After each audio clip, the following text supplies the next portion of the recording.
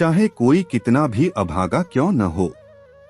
अगर वह केवल 3 बजे से 6 बजे के बीच उठकर 2 छोटे काम कर ले, तो उसके भाग्य के सारे दरवाजे खुल सकते हैं।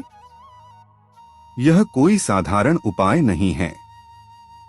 यह स्वयं भगवान शिव ने माता पार्वती को बताया था, हिमालय की शीतल गोद में एक गुप्त रहस्य के रूप में। आज इस कथा में आप जानेंगे वो 2 अमूल्य कार्य, जिन्हें करने से आपकी जिंदगी का अंधकार भी सूरज सा चमक उठेगा।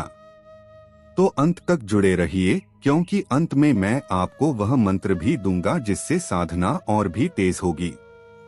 अब धीरे धीरे म्यूजिक मंद होता है। शिव पार्वती के कैलाश धाम का वर्णन शुरू। कैलाश पर्वत हिम की धवल चोटियों से आच्छादित शांति में लिपटा हुआ था। मंद शीतल वायु औषधियों की सुगंध बिखेर रही थी। वहां ध्यानस्थ भगवान शिव विराजमान थे। पास ही माता पार्वती विराजमान थीं। उनकी आंखों में अपार जिज्ञासा थी। अचानक भोलेनाथ ने नेत्र खोले। उनके चेहरे पर दिव्य आभा थी।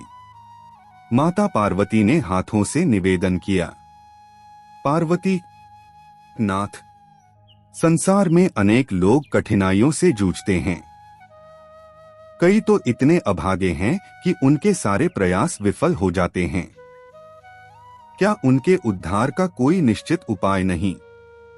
भोलेनाथ स्मित मुस्कान के साथ, देवी, उपाय है, और वो उपाय अत्यंत सरल भी है और कठिन भी। यदि कोई मनुष्य प्रतिदिन ब्रह्म मुहूर्त में उठकर केवल 2 कार्य कर ले, तो वह जो चाहे वह प्राप्त कर सकता है।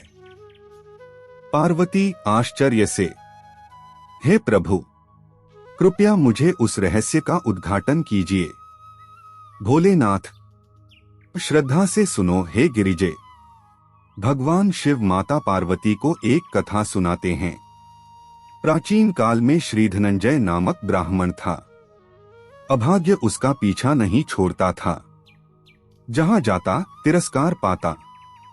दरिद्रता ने उसे जकड़ रखा था। एक दिन थक हार कर वह महाकाल के मंदिर पहुंचा। वहां तपस्वियों से सुना, यदि भाग्य बदलना है तो ब्रह्म मुहूर्त में उठो।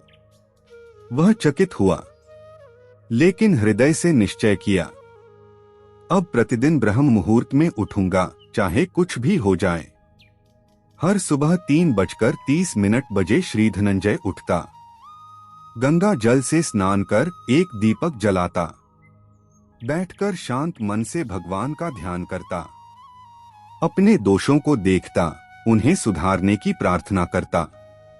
भोलेनाथ कहते हैं, हे पार्वती, ब्रह्म मुहूर्त में किया गया चिंतन सीधे आत्मा से जुड़ता है। इस समय मन शुद्ध और ऊर्जा प्रबल होती है। जो इस समय प्रभु को स्मरण करता है, उसका हृदय शुद्ध हो जाता है।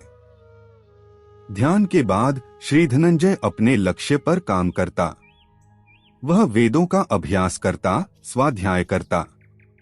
धीरे धीरे उसका ज्ञान बढ़ा, स्मरण शक्ति बढ़ी। लोग उसकी वाणी से प्रभावित होने लगे।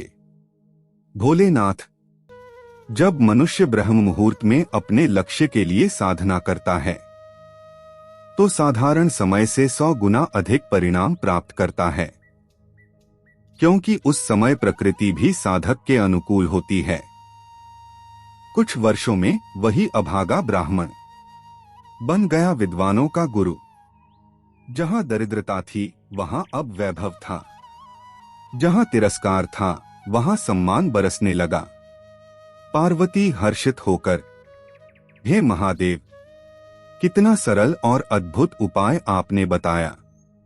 भोलेनाथ मंद मुस्कान के साथ, देवी, भाग्यशाली वह नहीं जो जन्म से सुखी हो, बल्कि वह जो ब्रह्म मुहूर्त का साधक हो।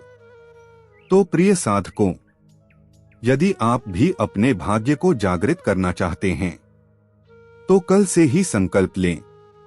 ब्रह्म मुहूर्त में उठकर 10 मिनट प्रभु ध्यान करें और 20 मिनट अपने लक्ष्य की साधना करें। देखिएगा, 90 दिन में आपके जीवन में चमत्कार घटित होगा। अगर आप यह प्रण लेते हैं तो कमेंट में लिखिए हर हर महादेव।